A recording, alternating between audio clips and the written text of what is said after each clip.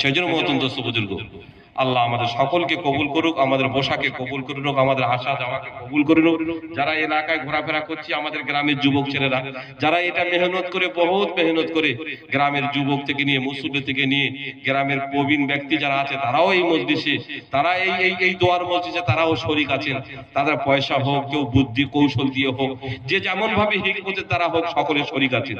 আর এখানে যত কথা হবে, দিনের কথা হবে, সমস্ত শরীক অন্যওয়ালা যারা এই মজলিসে যারা শরীক করেছেন, টাকা দিয়ে, পয়সা দিয়ে, বুদ্ধি দিয়ে, বিবেক দিয়ে, যেভাবে হাতের পরিশ্রম, পায়ের পরিশ্রম করেছেন, সকলে কিন্তু সওয়াবের অংশীদার, কেউ বাদ যাবে না।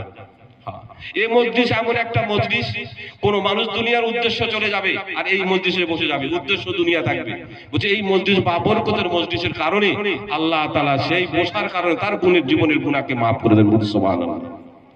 এইরকম মজলিস, এই মজলিস তো শরাব পান করনেওয়ালা শরাব পান করবে আর মজলিসে বসবে, সে শরাব ছেড়ে দেবে।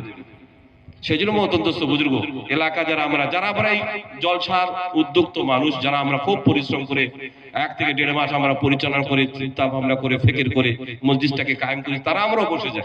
সকলের জন্য দিন জরুরি, সকলের জন্য দিন জরুরি। চাই মহিলা মাস্তুরাতের দিন জরুরি, পুরুষের জন্যও দিন জরুরি। সকলে কাঠগড়ায় উঠতে হবে, সকলের প্রশ্ন হবে, আর সকলের প্রশ্ন উত্তর দিতে হবে। কেউ কারোর প্রশ্নের উত্তর দেওয়ার জন্য সেখানে থাকবে।